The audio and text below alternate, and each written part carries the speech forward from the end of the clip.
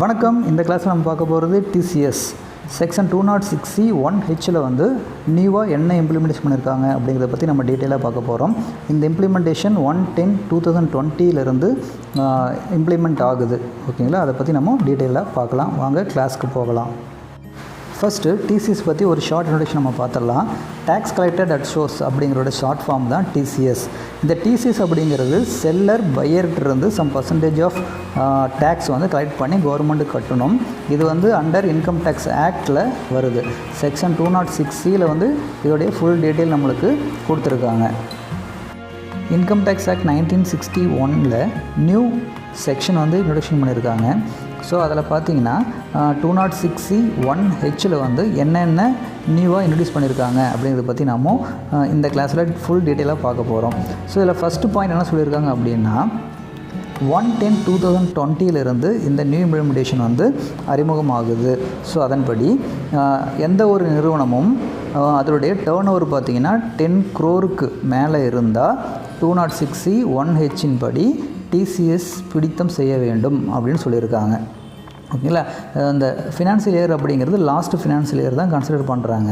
So last financial year அப்படிங்கிற போது 2019-20 வந்து 10 crore அபோவ் டேர்ன் ஓவர் பண்ண கம்பெனி வந்து கம்பல்சரி TCS வந்து கலெக்ட் பண்ணி கவர்மெண்ட்டுக்கு கட்டணும். ஓகேங்களா, அதே மாதிரி செகண்ட் பாயிண்ட் என்ன சொல்லியிருக்காங்க அப்படின்னா 1/10/2020 முதல் விற்பனை செய்த தொகையில் 50 லட்சத்திற்கு மேல் பெறப்படும் தொகைக்கு 0.075% TCS வசூலித்து கட்ட வேண்டும் அப்படின்னு இதில் வந்து தெளிவாக சொல்லியிருக்காங்க. அதாவது சேல்ஸ் பண்ணுற வேல்யூக்கு வந்து TCS கிடையாது. இப்போ நம்மளுக்கு இருக்கிற நிறையா டவுட் பார்த்திங்கன்னா இதுதான் நம்ம கன்ஃபியூஸ் பண்ணிகிட்ருக்கோம். TCS நியூ செக்ஷன் பார்த்திங்கன்னா சேல்ஸுக்கு அகென்ஸ்டாக TCS கலெக்ட் பண்ண சொல்லலை, ரிசிப்ட்டுக்கு அகென்ஸ்டாக தான் TCS கலெக்ட் பண்ண சொல்லியிருக்காங்க. இல்லை, ஸோ இதை பற்றி நம்ம சம் எக்ஸாம்பிளோட பார்க்க போகிறோம். இங்கே 7 டிஃப்ரெண்ட் டைப் ஆஃப் எக்ஸாம்பிள்ஸ் கொடுத்துருக்கோம். இந்த 7 எக்ஸாம்பிளுமே நம்ம அண்டர்ஸ்டாண்ட் பண்ணிக்கிட்டோம் அப்படின்னா இந்த TCS ரொம்ப நம்மளுக்கு ஈஸியாக புரிஞ்சிடும். ஸோ ஃபஸ்ட்டு எக்ஸாம்பிள் என்ன கொடுத்துருக்காங்க அப்படின்னா 1/10/2020 முன்னாடி நம்ம 60 லட்ச ரூபாய்க்கு சேல்ஸ் இன்வாய்ஸ் ரேஸ் பண்ணியிருக்கோம். ஆனால் இதோடைய பேமெண்ட் பார்த்திங்கன்னா ஆஃப்டர் 1/10/2020 தான் நம்ம ரிசீவ் பண்ணுறோம். ஸோ TCS நியூ ஆக்ட் பிரகாரம் 50 லட்ச ரூபாய்க்கு மேலே பெறப்படும் தொகைக்கு நம்ம TCS கலெக்ட் பண்ண சொல்லியிருக்காங்க. ஸோ இப்போ பார்த்திங்கன்னா 60 லட்ச ரூபா மைனஸ் 50 லட்ச ரூபா, அப்போது 10 லட்ச ரூபாய்க்கு 0.075% வந்து நம்ம டேக்ஸ் பிடிச்சி கவர்மெண்ட்டுக்கு கட்டணும். ஸோ இது ஒரு ஃபஸ்ட்டு எக்ஸாம்பிள். செகண்டு பார்த்திங்கன்னா சேல்ஸ் பிஃபோர் 1/10/2020 வந்து 90 லட்ச ரூபாய்க்கு நம்ம 1/10 பிஃபோர் வந்து சேல்ஸ் இன்வாய்ஸ் ரேஸ் பண்ணியிருக்கோம்.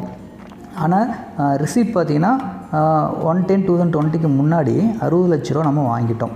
ஸோ பேலன்ஸ் எவ்வளோ இருக்கும் பார்த்திங்கன்னா 30 லட்ச ரூபா. அந்த 30 லட்ச ரூபா அமௌண்ட்டு பார்த்திங்கன்னா ஆஃப்டர் 1/10/2020 தான் நம்ம வாங்குகிறோம்.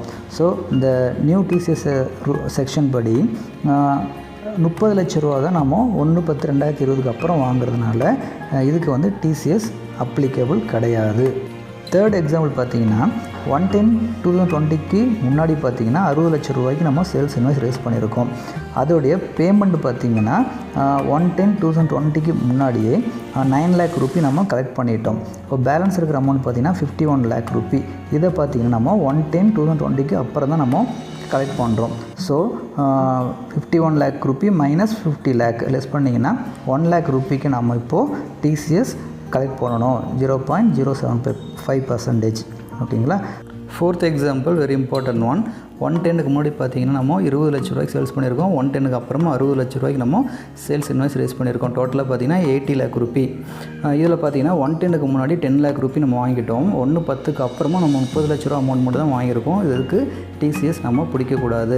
50 லட்ச ரூபா எப்போ நம்மளுக்கு கிராஸ் ஆகுதோ அந்த வேல்யூக்கு தான் நம்ம TCS பிடிக்கணும். ஃபிஃப்த் ஒன்று பார்த்திங்கன்னா 1/10க்கு முன்னாடி 20 லட்ச ரூபாய்க்கு சேல்ஸ் பண்ணியிருக்கோம். 1/10க்கு அப்புறம் 40 லட்ச ரூபாய்க்கு சேல்ஸ் பண்ணியிருக்கோம். டோட்டலாக 60 லட்ச ரூபா.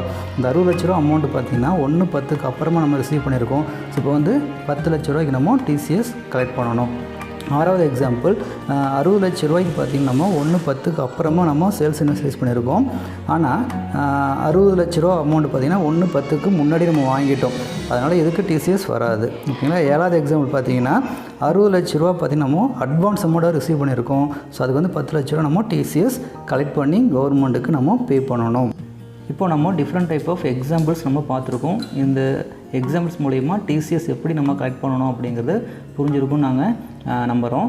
இதில் பார்த்தீங்கன்னா முக்கியமான நோட்ஸ் வந்து கொடுத்துருக்காங்க, அதை பற்றியும் பார்த்துடலாம். ஃபஸ்ட்டு பார்த்தீங்கன்னா 1/10/2020க்கு பிறகு பணம் பெறும் பொழுது டிசிஎஸ்ஸையும் சேர்த்து வசூலித்து டிசிஎஸ்ஸை அரசுக்கு கட்ட வேண்டும். ஓகேங்களா. செகண்ட் பாயிண்ட்டு, டிசிஎஸ்ஸில் ஜிஎஸ்டி தொகைக்கும் சேர்த்து பிடிக்க வேண்டும். இது வந்து டவுட் நிறைய பேர் இருந்திருக்கும். ஸோ ஜிஎஸ்டி அமௌண்ட்டுக்கும் சேர்த்து தான் நம்ம டிசிஎஸ் கலெக்ட் பண்ணணும்.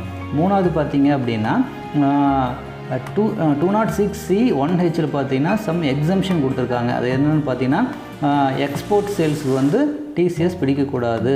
அதே மாதிரி 206C(1F) 1G பிரிவின்படி டிசிஎஸ் செலுத்துபவர்கள் வந்து டிசிஎஸ் வந்து பிடிக்கக்கூடாது. அவங்களுக்கு வந்து டிசிஎஸ் நம்ம பிடிக்கக்கூடாது.